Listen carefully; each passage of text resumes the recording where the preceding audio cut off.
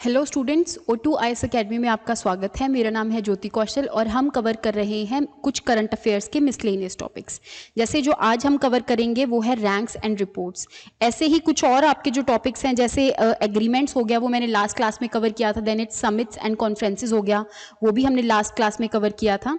तो आपको यहाँ पर जितने भी टॉपिक्स कवर करवाए जा रहे हैं वो HP की NT की सारथी सीरीज जो चल रही है उसी के कंटिन्यूटी में आपको ये सारे लेक्चर्स दिए जा रहे हैं। अगर आपने जितने भी करंट अफेयर्स वगैरह जितनी भी आपने थ्योरी क्लासेस लगाई हैं, ज्योग्राफी लगाई है, इन्वायरमेंट लगाई है, देन इज जो आपके गांधीयन स्टडीज वगैरह लगाई हैं, तो उसके रिगार्डिंग अगर आपको MCQs सॉल्व करने हैं तो हमने यहाँ पर आपके लिए HP का NT का एक पावर पैक निकाला है जिसके अंदर बहुत सारे क्वेश्चंस जो हैं आपको प्रैक्टिस के लिए मिलेंगे। इसमें बहुत सारे टेस्ट्स हैं, जैसे सेक्शनल टेस्ट हो गया। सेक्शनल टेस्ट के अंदर आपको हर एक सब्जेक्ट के लिए अलग अलग टेस्ट दिया जाएगा जिसमें बहुत सारे MCQs हैं, आप उनको जाकर सॉल्व कर सकते हो। देन इज HPGK के ऊपर भी कुछ क्वेश्चंस हैं, यहाँ पर कुछ टेस्ट दिए जाएंगे, 16 test. Then is current affair में 10 टेस्ट आपको मिलेंगे। तो जितने भी सब्जेक्ट्स पढ़े हैं तो वो सारे MCQs की वे में आप उनको प्रैक्टिस कर सकते हो। इससे आपकी जो प्रेपरेशन है वो बहुत ज़्यादा अच्छी हो जाएगी। देन इज आज के लिए हम शुरू करते हैं। जो आज के रैंक्स एंड रिपोर्ट्स हैं उसमें जो कुछ न्यूज़ हैं जो आज हम कवर करेंगे, दैट इज़ जो फर्स्ट न्यूज़ है वो है कि QS वर्ल्ड यूनिवर्सिटी रैंकिंग्स जो हैं वो कौन निकालता है। तो वो निकालता है QS एक UK की कंपनी है बेसिकली, जो हमारे वर्ल्ड के अंदर अलग अलग यूनिवर्सिटीज़ हैं उनको रैंक करती है कि कौन सी सबसे टॉप पे यूनिवर्सिटी आती है। क्योंकि जैसे हम अपनी भी देखते हैं ना कि हमें कौन सी यूनिवर्सिटी में एडमिशन लेनी चाहिए, ऐसे ही ओवरऑल वर्ल्ड के अंदर सबसे बेस्ट यूनिवर्सिटी कौन सी है, तो वो कौन सी यूनिवर्सिटी है, सिंगापुर की नेशनल यूनिवर्सिटी। ऐसे ही ये जो रैंकिंग है वो अलग अलग चीज़ों को इंक्लूड करती है, जैसे कि उस यूनिवर्सिटी की एकेडमिक रेप्यूटेशन क्या है, एम्प्लॉयर रेप्यूटेशन क्या है, देन इज उसकी साइटेशंस पर फैकल्टी, दैट मीन्स हर एक फैकल्टी की जो जितनी भी कॉम्प्लीमेंट्स वगैरह है उन सब चीज़ों को भी ये कंसीडर करती है। तो उसके बेस पे ये एक रैंकिंग्स निकालती है। अब ऐसे ही हमारे इंडिया के अंदर भी कुछ इंस्टीट्यूशन है, तो क्या उन्होंने भी कोई ना कोई रैंक हासिल किया है यहाँ पे। तो जो हमारी IIT बॉम्बे है उसका रैंक है 177। देन इज IIT दिल्ली जो है वो 185th रैंक पे है। Then is Indian Institute of Science जो बैंगलोर वाला है वो 186th रैंक पे है। तो हमारी इंडिया के अंदर टॉप 200 में सिर्फ 3 यूनिवर्सिटीज आती हैं। नेक्स्ट हम बात करते हैं कि क्लाइमेट चेंज परफॉर्मेंस इंडेक्स 2022 किसने रिलीज किया था। तो जो जर्मन वॉच है वो न्यू क्लाइमेट इंस्टीट्यूट और क्लाइमेट एक्शन नेटवर्क के साथ मिलकर इस रिपोर्ट को लॉन्च करता आ रहा है। 2005 में सबसे पहले ये लॉन्च हुई थी और 2005 से ये हर साल इसको लॉन्च करते हैं। इसमें जो इंडिया है उसका रैंक 10th है। अब एक बार हम ग्लोबल क्लाइमेट चेंज इंडेक्स को देख लेते हैं। इसके अंदर जो रैंकिंग्स दी जाती है ना, उसके पहले 3 जो रैंक्स हैं उनको खाली रखा जाता है। दैट मीन्स कोई भी कंट्री ऐसी नहीं है जिसने बहुत अच्छा परफॉर्म किया हो। तो ये जो इंडेक्स है एक तरह से कंट्रीज को इसलिए रैंक करता है कि कौन सी कंट्री जो भी क्लाइमेट चेंज हो रहा है उसे काउंटर करने के लिए उस कंट्री की क्या क्या पॉलिसीज वगैरह वो बना रही हैं, उन पॉलिसीज को कितना इंप्लीमेंट कर रही हैं। तो इस बेस पे ये कंट्रीज को यहाँ पर रैंक करती है। आपने याद रखना है इंडिया का रैंक 10th है और 20 और 21 में भी इंडिया का रैंक 10th ही था। दैट मीन्स इंडिया की इस रैंक की अब हैट्रिक हो चुकी है। नेक्स्ट हम बात करते हैं कि logistics ease across different states 2021 index किसने लॉन्च किया है। देखो ये जो इंडेक्स है ये ministry of commerce and industry launch करती है। इसके अंदर हमारी कंट्री के अंदर जितने भी स्टेट्स हैं उनको एक तरह से इस इंडेक्स में रैंक दिया जाता है, स्कोर दिया जाता है। इसमें होता क्या है, लॉजिस्टिक्स ईज का मतलब ये होता है कि कोई भी चीज़ जब बन रही है तो उसके मैन्युफैक्चरिंग से लेके उसकी जो मार्केट तक जब वो पहुंच रही है तो कितनी ईजिली वो मार्केट तक पहुंच पा रही है। वो इतनी ईजिली पहुंच पाएगी जितना ज्यादा उस स्टेट में डेवलपमेंट होगी, जितना ज्यादा इंफ्रास्ट्रक्चर डेवलप्ड होगा, रोड्स जितनी ज्यादा डेवलपमेंट होगी, है ना। तो दैट मींस ये जो इंडेक्स है वो हमारी कंट्री की डिफरेंट स्टेट्स को एक तरह से रैंकिंग प्रोवाइड करता है। तो ये जो इंडेक्स है 2018 से लॉन्च होता आ रहा है। 19 में आया था ये इंडेक्स। देन इस 20 में ये इंडेक्स नहीं आया, कोविड की वजह से इस इंडेक्स को उस टाइम पे नहीं निकाला गया। कौन निकालता है, ministry of commerce and industry इस रैंक को निकालती है। अब हमारी इंडिया के अंदर अलग अलग स्टेट्स हैं जिन्होंने यहाँ पर सबसे ऊपर वो आई हैं। जैसे गुजरात सबसे फर्स्ट नंबर पे है, हरियाणा हो गया, पंजाब हो गया। दैट मीन्स इन स्टेट्स के अंदर जो डेवलपमेंट है वो बहुत अच्छी है और कोई भी मतलब लॉजिस्टिक्स का ईज बहुत ज़्यादा है। दैट मीन्स कोई चीज़ बनने से लेकर मार्केट तक पहुंचने तक बहुत जल्दी वो पहुंच जाती है, कोई भी डिले नहीं होता क्योंकि अच्छे से रोड्स वगैरह डेवलप्ड हैं। तो यहाँ पर एक और चीज़ याद रखनी है कि उत्तर प्रदेश, उत्तराखंड और जो झारखंड है इन्होंने बहुत अच्छा परफॉर्म किया है। 2019 वाली जो रैंकिंग थी उसके हिसाब से 2021 का जो रैंक आया है इनका वो बहुत ही अच्छा आया है। दैट मीन्स इनके अंदर तेजी से डेवलपमेंट हुई है। तो ये कुछ चीजें आपने याद रखनी है। Then is global drug policy index कौन निकालता है? तो वो harm reduction consortium global drug policy index को निकालता है। इस इंडेक्स के अंदर 30 कंट्रीज को ये रैंक करते हैं। इन 30 कंट्रीज में इंडिया का रैंक आया है 18। अब हर एक कंट्री को ये कुछ ना कुछ स्कोर प्रोवाइड करते हैं। वो स्कोर इस बेस पे होता है कि इस कंट्री के अंदर ड्रग मेनेस को कंट्रोल करने के लिए ये जो कंट्री है कितनी ज़्यादा पॉलिसीज बना रही है। तो इस चीज़ के लिए ये रैंकिंग प्रोवाइड करते हैं। अब यहाँ पे इंडिया का रैंक कितना आया है? 18। ऐसे ही इंडिया का स्कोर कितना आया है? 46 आउट ऑफ 100। तो यहाँ पर 30 कंट्रीज को कवर किया है और अलग अलग डायमेंशन के बेस पर हर एक कंट्री को यहाँ पर रैंक और स्कोर दिया जाता है कि कितना ज़्यादा वो पॉलिसीज बना रही हैं ड्रग मेनेस के लिए, देन इज कितनी ज़्यादा उनकी पॉलिसीज इंप्लीमेंट हो रही हैं। तो इसके बेस पे इनको रैंकिंग्स दी जाती हैं। नेक्स्ट हम बात करते हैं कि IPF स्मार्ट पुलिसिंग इंडेक्स 2021 किसने रिलीज किया था? तो एक फाउंडेशन है जिसका नाम है इंडियन पुलिस फाउंडेशन। ये जो फाउंडेशन है वो न्यू दिल्ली के अंदर है और वो जितने भी हमारी कंट्री के पुलिस स्टेशन हैं उनके ऊपर रिसर्च वगैरह करती है। ठीक है, क्या रिसर्च करती है कि कौन से पुलिस स्टेशन ने कौन अच्छा परफॉर्म कर रहा है, ठीक है, कौन बुरा परफॉर्म कर रहा है। देन इज कौन से पुलिस स्टेशन ने टेक्नोलॉजी अडेप्ट कर ली है, वो अपने जितने भी FIRs वगैरह दर्ज करने के लिए टेक्नोलॉजी का यूज़ कर रहे हैं। तो इन सब चीज़ों के ऊपर ध्यान देते हैं। अगर मैं स्मार्ट पुलिसिंग की बात करूं तो 2014 में एक कॉन्फ्रेंस हुई थी जहां पे प्राइम मिनिस्टर जी ने ये बोला था कि हमें पुलिस के अंदर भी स्मार्ट पुलिसिंग को इम्प्लीमेंट करना चाहिए। स्मार्ट पुलिसिंग का मतलब यही है कि इसके अंदर जितने भी पुलिस पर्सनल्स हैं वो टेको सेवी होने चाहिए। दैट मीन्स वो ज़्यादा से ज़्यादा टेक्नोलॉजी का यूज़ करें, अकाउंटेबल होने चाहिए, देन इज रिस्पॉन्सिव होने चाहिए, रिलायबल होने चाहिए। तो इन सब चीज़ों को स्मार्ट पुलिसिंग के अंदर इंक्लूड किया गया। अब हमारी कंट्री के अंदर क्योंकि इसने इंडेक्स ने रैंक किया है तो जो आंध्र प्रदेश है वो सबसे फर्स्ट रैंक पे आया है। ठीक है, ये 10 के बेस पे स्कोर देते हैं तो आंध्र प्रदेश का 8.11 कुछ स्कोर आया है। दैट मीन्स आंध्र प्रदेश के अंदर जो पुलिसिंग है वो बहुत ज़्यादा स्मार्ट है। हर एक पुलिस स्टेशन में जो टेक्नोलॉजी वगैरह है उनका अच्छे से यूज़ किया गया है। अब ऐसे ही एक और है जो कि मिनिस्ट्री ऑफ होम अफेयर्स निकालता है। ये भी क्या करता है, टॉप 1 से लेके 10 के पुलिस स्टेशन को रैंक करता है कि पूरी कंट्री के अंदर हर एक डिस्ट्रिक्ट्स में जितने भी पुलिस स्टेशन हैं, ठीक है, जितने भी पुलिस स्टेशन हैं उनके अंदर टॉप 10 बेस्ट पुलिस स्टेशन कौन कौन से हैं। तो जो बेस्ट पुलिस स्टेशन है वो कौन निकालता है? मिनिस्ट्री ऑफ होम अफेयर्स निकालता है। और आपने याद रखना है कि ये किसको मिला है? दिल्ली का एक सदर बाजार वाला पुलिस स्टेशन है तो इसको फर्स्ट प्राइज मिला है। देन इज मतलब फर्स्ट पे आया है ये। देन इज ये जो रैंकिंग है एक तरह से 2015 से निकाली गई थी। जैसे मैंने अभी आपको बताया था ना कि 2014 में एक कॉन्फ्रेंस हुई थी जो प्राइम मिनिस्टर जी ने करी थी, तो तब से इस रैंक को टॉप 10 बेस्ट पुलिस स्टेशन को निकाला जा रहा है। यहाँ पे कुछ और पुलिस स्टेशन भी मैंने प्रोवाइड किए हैं पर आपको सारे याद करने की जरूरत नहीं है, थोड़ा सा आइडिया होना चाहिए। जैसे दिल्ली का सदर बाजार पुलिस स्टेशन हो गया, सेकेंड नंबर पे उड़ीसा का हो गया, देन इज थर्ड नंबर पे हरियाणा का एक पुलिस स्टेशन है। तो इन सब चीजों के बारे में आपको पता होना चाहिए। नेक्स्ट है कि नीति आयोग ने एक इंडेक्स लॉन्च किया है। ये सबसे पहली बार इंडेक्स लॉन्च हुआ है जिसका नाम है SDG urban index and dashboard. तो इस इंडेक्स के अंदर ये हमारी कंट्री के जितने भी अर्बन एरियाज हैं उनको रैंकिंग प्रोवाइड करता है। उसमें सबसे बड़ा रैंक किसका है? सबसे ऊपर जो है वो है शिमला और सबसे नीचे कौन है यहाँ पर? धनबाद, झारखंड। झारखंड में एक डिस्ट्रिक्ट है जिसका नाम है धनबाद, तो ये सबसे नीचे रैंक में आया। अब इस रैंक में ये करते क्या है, देखते क्या है? देखो आपको पता होगा सस्टेनेबल डेवलपमेंट्स क्या है। हमारे 17 सस्टेनेबल डेवलपमेंट गोल्स हैं, जैसे कि नो पॉवर्टी, 2030 तक हमारे इंडिया के अंदर कोई पॉवर्टी नहीं रहेगी। देन इज जीरो हंगर कि हम हर एक लोगों को कोई भी हंगरी नहीं रहेगा। तो ऐसे कुछ 17 सस्टेनेबल डेवलपमेंट गोल्स हैं। तो इन डेवलपमेंट गोल्स के ऊपर कौन से अर्बन एरिया ने कितना ज्यादा काम किया है उसके बेस पे जो नीति आयोग है इस इंडेक्स को निकालता है। तो सबसे ऊपर कौन आया है? शिमला आया है। ये सबसे फर्स्ट इंडेक्स अभी निकाला गया है। देखो आपने इंडेक्स याद रखना है क्योंकि SDG के बेस पे जो जो नीति आयोग है और भी बहुत सारे ऐसे इंडेक्सेस निकालती है। तो यहाँ पे इंडेक्स एंड डैशबोर्ड है। देन इज यहाँ पे अलग अलग कैटेगरीज में जो स्टेट्स हैं उनको रखा जाता है, उनको स्कोर प्रोवाइड किया जाता है। जैसे सबसे नीचे जो स्कोर है 0 से लेके 49 वो एस्पिरेंट कैटेगरी में उसको डाल दिया जाता है। देन इज 50 से लेके 64 तक को परफॉर्मर कैटेगरी में डाल दिया जाता है।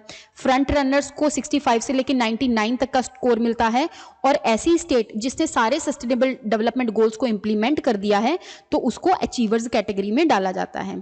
तो यहाँ पे कुछ टॉप परफॉर्मर्स आपको दिए हैं, आपने याद नहीं रखने, बस याद रखना है कि फर्स्ट नंबर पे कौन है और वर्स्ट परफॉर्मर में धनबाद है। और ये रिपोर्ट निकालती कौन है, इंडेक्स कौन निकालता है, नीति आयोग। नेक्स्ट न्यूज है हमारी कि वर्ल्ड हेल्थ ऑर्गेनाइजेशन ने ग्लोबल टीबी रिपोर्ट निकाली है।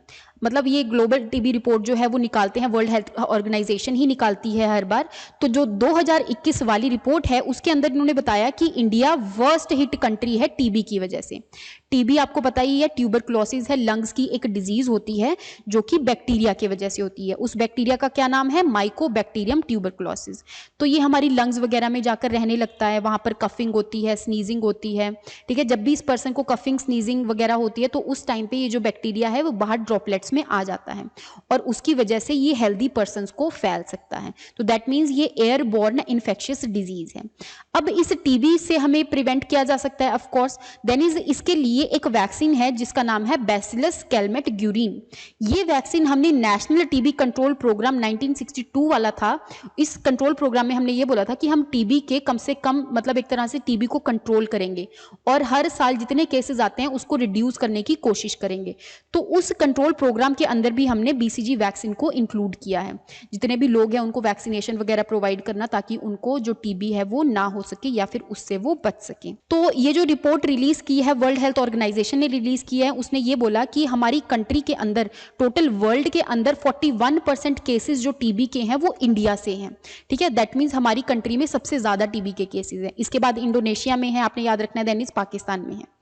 अब अगर मैं वर्ल्ड हेल्थ ऑर्गेनाइजेशन की बात करूं तो ये 1948 में बना था। ये यूनाइटेड नेशन की एक स्पेशलाइज्ड एजेंसी है जो हमारे वर्ल्ड के अंदर हेल्थ के रिगार्डिंग कोई भी चीज़ है, कोई भी डिजीज़ है, एपिडेमिक है, पेंडेमिक है, उन चीज़ों के ऊपर ध्यान देती है।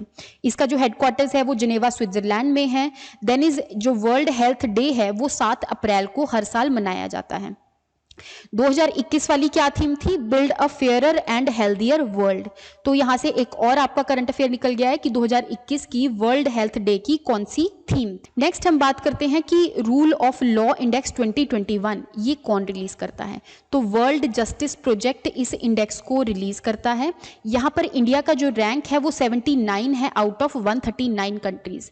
अब ये इंडेक्स करता क्या है, देखो ये इंडेक्स ये देखता है कि हर एक कंट्री के अंदर जस्टिस को प्रोवाइड करने के लिए कितनी ज्यादा पॉलिसीज बनी है। अब अगर वो लॉज वगैरह बने हैं तो क्या वो इंप्लीमेंट हुए हैं, क्या जो जस्टिस है वो फेयर वे में लोगों को प्रोवाइड किया जा रहा है। तो इन सब चीज़ों पे ये ध्यान देती है। अब इन सब चीज़ों के लिए हर एक कंट्री को ये रैंक करती है। अब इंडिया का रैंक कितना है 79, दैट मीन्स अभी भी हमारी कंट्री के अंदर बहुत सारी ऐसी चीज़ें हैं जो लोगों को जस्टिस प्रोवाइड नहीं हो रहा है। हमारी जो पॉलिसीज़ हैं, लॉज हैं, वो अच्छे से इंप्लीमेंट नहीं हो पा रहे हैं। अगर मैं वर्ल्ड जस्टिस प्रोजेक्ट की बात करूं तो ये एक ऐसी ऑर्गेनाइजेशन है जो कि रूल ऑफ लॉ के ऊपर काम करती है कि कौन सी कंट्री में कितना ज्यादा रूल ऑफ लॉ को ओबे किया जा रहा है। इसके ऊपर रिसर्च करती है, स्कॉलरशिप वगैरह प्रोवाइड करती है और ये एक तरह से इंडेक्स भी निकालती है। नेक्स्ट हम बात करते हैं कि स्टेट एनर्जी एफिशिएंसी इंडेक्स 2020 वाला किसने रिलीज किया था। तो हमेशा से जो भी स्टेट एनर्जी एफिशिएंसी इंडेक्स होता है वो हमेशा मिनिस्ट्री ऑफ पावर के अंडर जो ब्यूरो ऑफ एनर्जी एफिशिएंसी है ये रिलीज करती है। अब यहाँ पर क्योंकि ये ऐसा इंडेक्स है जो एनर्जी एफिशिएंसी को चेक कर रहा है, इसका मतलब कौन सी स्टेट कितनी ज्यादा एनर्जी एफिशिएंट है। एनर्जी एफिशिएंट का मतलब यही होता है कि आप कम से कम एनर्जी यूज करके ज्यादा से ज्यादा काम कर सको। दैट मीन्स आपकी जो एनर्जी यूज हो रही है वो एफिशिएंट तरीके से यूज हो रही है। यहाँ पे कोई भी वेस्ट ऑफ एनर्जी नहीं हो रहा है। ठीक है, इनको हम और भी चीज़ों से माप सकते हैं एक तरह से, जैसे कितनी कम ग्रीन हाउस गैसेज एमिशन हो रही है एनर्जी प्रोड्यूस करते टाइम, तो इसका मतलब वो जो एनर्जी है बहुत ज़्यादा एफिशिएंट है। ऐसे ही आपकी जो रिन्यूएबल एनर्जी होती है वो बहुत ज़्यादा एफिशिएंट होती है। अगर मैं ब्यूरो ऑफ एनर्जी एफिशिएंसी की बात करूं तो ये एक ऐसा डिपार्टमेंट है जो कि मिनिस्ट्री ऑफ पावर के अंडर आता है और ये एक स्टैट्यूटरी बॉडी है। दैट मीन्स ये किसी एक्ट के द्वारा बनी है और वो कौन सा एक्ट है, 2001 में पार्लियामेंट ने एक एक्ट बनाया था जिसका नाम है एनर्जी कंजर्वेशन एक्ट। तो उसके द्वारा BEE को बनाया गया था। जितने भी आपके घरों में अप्लायंसेस वगैरह यूज होते हैं ना, जैसे रेफ्रिजरेटर हो गया, AC हो गया, है ना, तो इन सारे अप्लायंसेस के ऊपर जो स्टार रेटिंग्स होती है वो स्टार रेटिंग्स भी bureau of energy efficiency he provide करती है कि ये अप्लायंस का कितनी ज़्यादा उसको 5 स्टार मिले हैं, 3 स्टार मिले हैं, उस हिसाब से कि वो जो अप्लायंस है कितना एफिशिएंटली एनर्जी को यूज कर पाता है। तो यहाँ पर जो इंडेक्स निकाला गया है उसके अंदर अलग अलग स्टेट्स को रैंक किया गया है। तो सबसे ऊपर जो है वो है कर्नाटका। कर्नाटका सबसे ऊपर है। दैट मीन्स कर्नाटका के अंदर जो भी एनर्जी यूज करी जा रही है वो बहुत ही ज़्यादा एफिशिएंट तरीके से यूज करी जा रही है as compare to other states. तो ये कुछ चीज़ें आपने याद रखनी है। नेक्स्ट हम बात करते हैं कि Hurun India future unicorn list 2021। ये एक ऐसी लिस्ट है जो कि हुरून रिसर्च इंस्टीट्यूट, ये इंस्टीट्यूट इसको निकालता है, कनाडा का एक इंस्टीट्यूट है बेसिकली। तो ये इंस्टीट्यूट निकालता है। इस लिस्ट के अंदर होता क्या है कि मान लो अगर ये इंडिया की लिस्ट है ना, तो इसका मतलब इंडिया के अंदर जो अलग अलग स्टेट्स हैं उन स्टेट्स के अंदर कितने ज्यादा इन्वेस्टमेंट के प्रोजेक्ट्स आ रहे हैं, ठीक है, उनको ये लिस्ट करता है। अगर मैं ऑल ओवर वर्ल्ड की बात करूं तो वर्ल्ड के अंदर सबसे ज्यादा जो इन्वेस्टमेंट है वो यूनाइटेड स्टेट्स में आ रही है, फिर चाइना में आ रही है और उसके बाद इंडिया में आ रही है। दैट मीन्स हमारा जो इंडिया है वो 3rd largest unicorn startup ecosystem है, ठीक है। यहाँ पर जो भी नए नए स्टार्टअप्स आ रहे हैं तो वो सबसे 3rd नंबर पे इंडिया में आ रहे हैं। अब क्योंकि ये इंडिया की लिस्ट है तो इसके अंदर अलग अलग स्टेट्स को भी देखा गया है कि कौन सी स्टेट में कितने ज्यादा स्टार्टअप्स आ रहे हैं। तो बैंगलोर में सबसे ज्यादा है, फिर मुंबई हो गया, गुरुग्राम हो गया, न्यू दिल्ली होगी और नोएडा आ गया। देन इज जो स्टार्टअप्स आ रहे हैं वो अलग अलग सेक्टर्स में आ रहे हैं, जैसे फिनटेक में आ रहे हैं, जो आपकी बैंकिंग के अंदर जो भी टेक्नोलॉजी यूज करी जा रही है उसके अंदर जितने भी स्टार्टअप्स हैं वो सबसे ज्यादा हैं। देन इज ई-कॉमर्स हो गया, सास बिजनेस, जितने भी आपकी एप्लीकेशंस वगैरह डेवलप होती हैं, software as a service business इसको कहते हैं, तो इसके अंदर जितने भी एप्लीकेशंस वगैरह बनती हैं तो उसके अंदर भी नए नए स्टार्टअप्स आ रहे हैं। अब हम नेक्स्ट बात करते हैं कि reforms in urban planning capacity in India. अब अर्बन प्लानिंग के अंदर रिफॉर्म्स लाने के लिए जो नीति आयोग है कोई चीज रिलीज करती है, उसके अंदर ये बताती है कि कौन कौन सी जो स्टेट है जिसके अंदर बहुत ज्यादा हमें काम करने की जरूरत है, किसके अंदर अर्बन प्लानिंग करने की जरूरत है। अर्बन प्लानिंग का मतलब यही होता है कि उस सिटी को, उस टाउन को हमें डेवलप करने की जरूरत है, उसका इंफ्रास्ट्रक्चर अच्छे से बनाने की जरूरत ही है, उसके अंदर जो एक तरह से वाटर सिस्टम होता है, जैसे जो रेन आती है तो वहां पे कोई पानी ना खड़ा हो तो वो पानी फटाफट से क्या हो जाए, निकल जाए, है ना, उस सिटी के अंदर से, और फ्लडिंग वगैरह ना हो, तो उस चीज को हम अर्बन प्लानिंग कहते हैं। तो इस चीज के लिए नीति आयोग कुछ इंफॉर्मेशन प्रोवाइड करती है। वो नीति आयोग कहती है कि एक सेंट्रल सेक्टर स्कीम बना देनी चाहिए जिसका नाम है बेसिकली 500 हेल्दी सिटीज प्रोग्राम। इसके अंदर 500 ऐसी हेल्दी सिटीज बनाई जानी चाहिए जिसके अंदर बहुत अच्छी अर्बन प्लानिंग है। बाकी अर्बनाइजेशन के बारे में अगर मैं बताऊं तो उसका मतलब यही होता है कि जो लोग हैं उनकी पॉपुलेशन इंक्रीज हो रही है, कहां पर, सिटीज और टाउन्स के अंदर। 2011 के सेंसस के अकॉर्डिंग हमारी जो अर्बनाइजेशन है कंट्री की वो 31% थी। और यहाँ पर जो रिफॉर्म्स एक तरह से कैपेसिटी ये जो बताया है नीति आयोग ने, इसके अंदर इन्होंने ये बताया कि ऐसी कुछ स्टेट्स हैं जिनके अंदर 40% अर्बनाइजेशन अचीव हो चुकी हैं। तो यहाँ पे कुछ स्टेट्स को इन्होंने लिस्ट किया है बिलो नेशनल एवरेज, जिनके अंदर 31% अर्बनाइजेशन है। यहाँ पर कुछ स्टेट्स आती हैं, दैट मीन्स इसके अंदर अर्बन प्लानिंग की और ज़्यादा ज़रूरत है। और कुछ यूटीज़ हैं जिनके अंदर 75% अर्बनाइजेशन अचीव हो चुकी है। तो यहाँ पर देख सकते हो दिल्ली हो गया, दमन एंड दीव हो गया, चंडीगढ़ हो गया, लक्षद्वीप हो गया, तो ये सारे इसके अंदर फॉल करते हैं। नीति आयोग के बारे में बात करूं तो नीति आयोग एक ऐसा थिंक टैंक है जो कि बात करता है हमारी कंट्री के अंदर कोऑपरेटिव फेडरलिज्म के बारे में। कोऑपरेटिव फेडरलिज्म का मतलब ये होता है कि हमारी कंट्री के अंदर जो सेंटर है वो अलग अलग स्टेट्स के साथ मिलकर काम करे। ऐसा ना हो कि किसी सेंटर ने कोई अलग पॉलिसी लॉन्च करी है और क्योंकि स्टेट के अंदर उसके ऑपोजिट सरकार है तो उसकी वजह से वो स्टेट पॉलिसी को इंप्लीमेंट नहीं कर रही है, ठीक है, या फिर उसने कोई और ही अपनी पॉलिसी चलाई हुई है। तो स्टेट और सेंटर एक दूसरे के साथ मिलकर काम करे तो उसके ऊपर ध्यान देता है नीति आयोग। ऐसे ही बहुत सारे इंडेक्सेस निकालता है, सस्टेनेबल डेवलपमेंट गोल्स का इंडेक्स निकालता है, देन इज गवर्नेंस के ऊपर इंडेक्स निकालता है। तो ये 2015 में बना था। इससे पहले हमारा प्लानिंग कमीशन होता था जो कि हमारे जो 5 ईयर प्लान्स वगैरह देता था ना, तो इससे पहले वो होता था। उसके बाद नीति आयोग को बना दिया गया था। तो ये एक थिंक टैंक है जो कि कोऑपरेटिव फेडरलिज्म के बारे में बात करता है। नेक्स्ट हम बात करते हैं कि 2021 ग्लोबल क्रिप्टो एडॉप्शन इंडेक्स किसने रिलीज किया। तो वो चैनलाइसिस ने रिलीज किया है। इस इंडेक्स के अंदर ये पाया गया कि हर एक कंट्री क्रिप्टो करेंसी को कितना ज़्यादा अच्छे से अडॉप्ट कर पा रही है। तो चैनलाइसिस ने एक सर्वे, एक ये यूएस बेस्ड रिसर्च प्लेटफॉर्म है, ठीक है, जो जिसने इस रिपोर्ट को निकाला है। तो इस कंपनी ने क्या किया, पूरे ऑल ओवर वर्ल्ड के अंदर जितने भी यूजर्स थे उनके ऊपर सर्वे किया। उसके अंदर जो 30% यूजर्स थे वो इंडिया के थे। जब उनके ऊपर सर्वे हुआ तो उन सारे यूजर्स में ये पाया गया कि वो सारे क्रिप्टो करेंसी को अडॉप्ट करने की बात करते हैं, ठीक है। दैट मीन्स जो अडॉप्शन लेवल है इंडिया के अंदर क्रिप्टो करेंसी का वो बहुत ज़्यादा है। तो इंडिया यहाँ पर किस रैंक पर आई है, सेकेंड रैंक पर आई है वियतनाम के बाद। वियतनाम भी एक आपकी साउथ ईस्ट एशियन रीजन की एक कंट्री है, जहाँ पर आपका लाओस, कंबोडिया, वियतनाम है ना, वो सारे रीजन्स हैं आपके, तो यहाँ पर ये लाई करती हैं। अब अगर मैं क्रिप्टो करेंसी की बात करूं तो ये एक ऐसी डिजिटल करेंसी है जो कि डिसेंट्रलाइज्ड है। जैसे हम जितनी भी करेंसी यूज करते हैं ना, बैंक में जमा करते हैं, दैट मीन्स वो किसी ना किसी अथॉरिटी द्वारा मेंटेन की जा रही है। वहां पर एक सेंट्रलाइज्ड एजेंसी है जो हमारे पेमेंट सिस्टम को सेटल करती है। जो भी हम एक जगह से दूसरी जगह पेमेंट करते हैं तो वो किसके अंडर आता है, वो बैंक्स उनको रेगुलेट करती है। लेकिन इस डिजिटल करेंसी को कोई भी रेगुलेट नहीं करता। ये जो क्रिप्टो करेंसी है वो ब्लॉकचेन टेक्नोलॉजी के ऊपर बेस्ड है।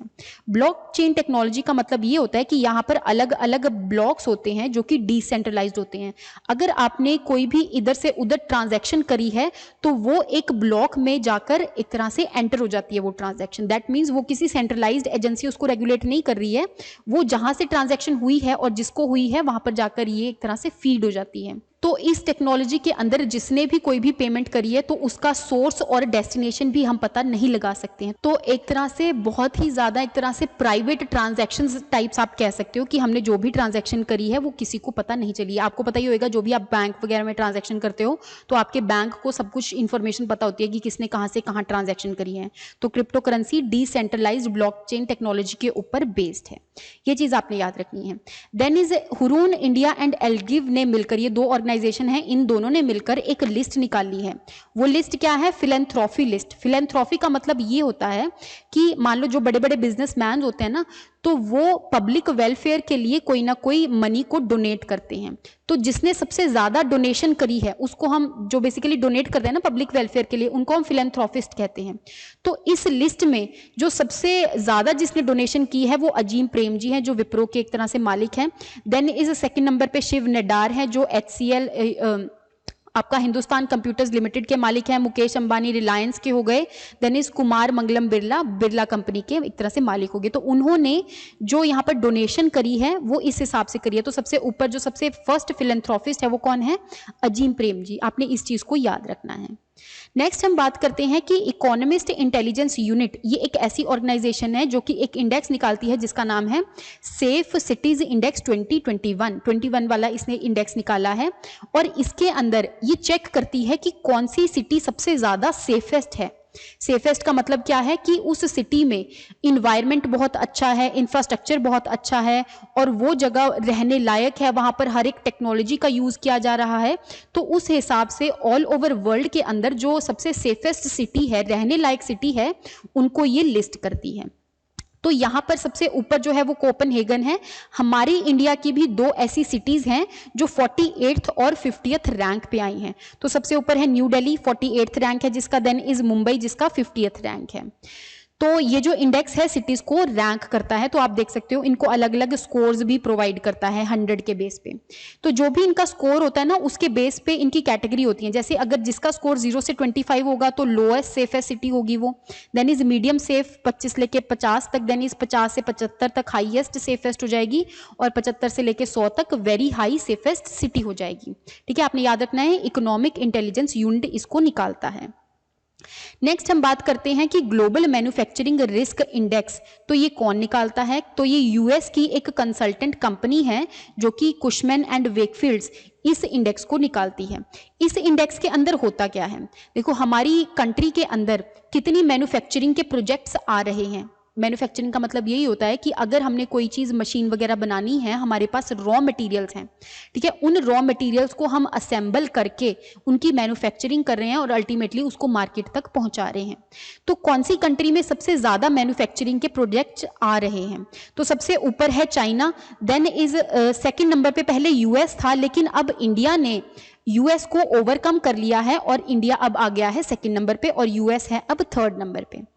तो ग्लोबल मैन्युफैक्चरिंग रिस्क इंडेक्स में इंडेक्स के ऊपर इंडिया अब सेकंड नंबर पे आता है। आपने ये चीज़ याद रखनी है, अलग अलग कंट्रीज को ये रैंक करते हैं कि कौन सी कंट्री में कितने ज़्यादा मैन्युफैक्चरिंग के प्रोजेक्ट्स आ रहे हैं, ठीक है।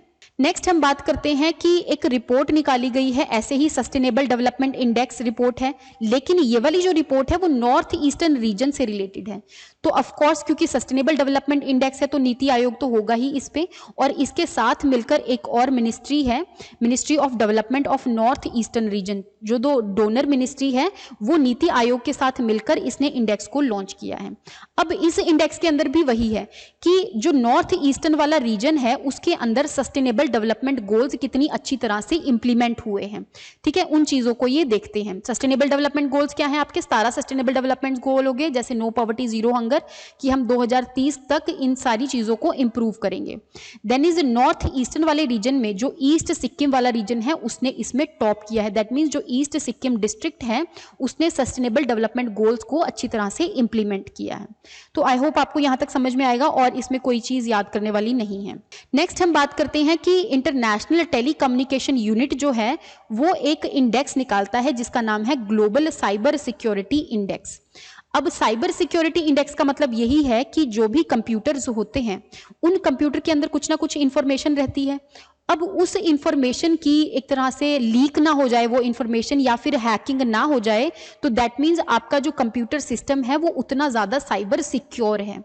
अब कौन सी कंट्री के अंदर ये जो इंफॉर्मेशन सिस्टम है या साइबर सिक्योरिटी कितनी ज़्यादा है उसके बेस पे इंटरनेशनल टेलीकम्युनिकेशन यूनिट इस इंडेक्स को निकालती है।